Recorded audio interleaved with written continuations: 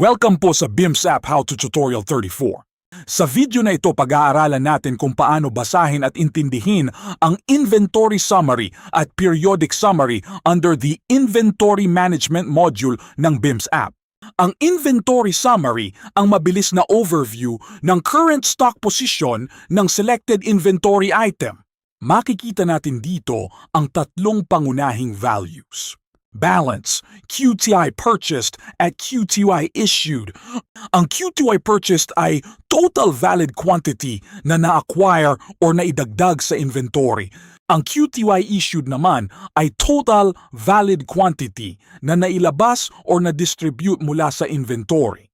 And siyang balance, ang current quantity na natitira sa stock. For example, sa screen natin ngayon, ang Qty Purchased ay 40, habang ang Qty Issued ay 15. The current balance is 25. So makikita natin agad kung gaano karami ang pumasok, gaano karami ang lumabas, at gaano karami ang natitira.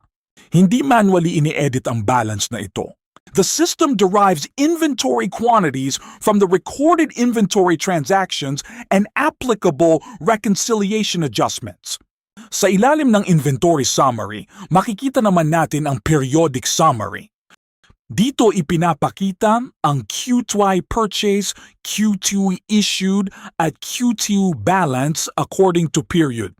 Makikita natin ang weekly, monthly, at yearly rows. This gives the user a summarized view of inventory movement according sa reporting period. For example, sa current screen, ang yearly summary shows 40 purchased, 15 issued, and a balance of 25. This helps users quickly compare inventory activity without reviewing every individual transaction. Makikita rin natin sa screen ang period status. Kapag nakalagay na unlocked o editable, ibig sabihin open pa ang inventory period for authorized transactions and reconciliation. Kapag na-reconcile na ang period, the system can change the status to locked, reconciled. Ang locking process is important because it helps protect finalized inventory records from accidental changes. Bago mag-reconcile, dapat kumpleto muna ang purchases at issuances for the period. Kung may manual adjustments, dapat reviewed and verified din muna ang mga ito. Kapag ginagamit ang reconcile period, nire-recalculate ng system ang balances based on actual purchase and issuance transactions. Then, applicable verified manual adjustments are applied. After successful reconciliation, the inventory period is locked and the action is recorded for audit purposes. Makikita rin natin sa lower part ng screen ang several control buttons. May reconcile period. May unlock period. May adjust selected item. May view audit trail. At mayroon ding reports. Hindi muna natin i-detail lahat ng functions na ito sa tutorial na ito because each one represents an important inventory control process. For now, ang kailangan lang nating maintindihan ay that these controls are connected to maintaining accurate and traceable inventory balances.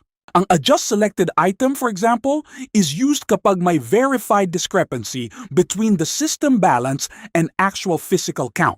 This is not intended for normal purchases or issuances.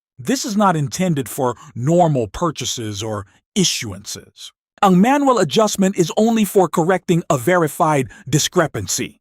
Ang view audit trail naman ay ginagamit para makita ang history of inventory corrections and reconciliation-related changes. This helps maintain accountability because applied balance changes remain traceable. The inventory summary therefore answers a very simple but important question. Ano ang current stock position ng item? The periodic summary answers another question. Ano ang movement ng inventory for a particular reporting period? At ang reconciliation and audit controls help answer, can we trust these numbers? In summary, ganito natin babasahin ang inventory summary. Qty Purchased tells us how much stock came in. Qty Issued tells us how much stock went out. Balance tells us how much remains. The periodic summary organizes these movements by weekly, monthly, or yearly period. And the period status tells us whether the inventory is still editable or already reconciled and locked. Before relying on the final figures for reporting, make sure that purchases, issuances, and authorized adjustments have been properly recorded and reconciled. Sa next how-to tutorials, pag-aaralan natin ng mas detailed ang reconciliation, adjustments, audit trail, at inventory management reports. For now, ito muna ang tutorial on how to view and understand the inventory summary in the BIMS app. Pwede nyo rin pong subukan ang BIMS app mismo. Punta lang po kayo sa BIMS website portal, https://epfcomposite.com, tapos i-click ang Launch BIMS app button. Pagkatapos po, lalabas ang login page. Para makapag-login pansamantala, gamitin lang po ang login credentials na nakasulat sa itaas ng login page. Ang BIMS app po ay online daily from 8 a.m. to 8 p.m. for evaluation.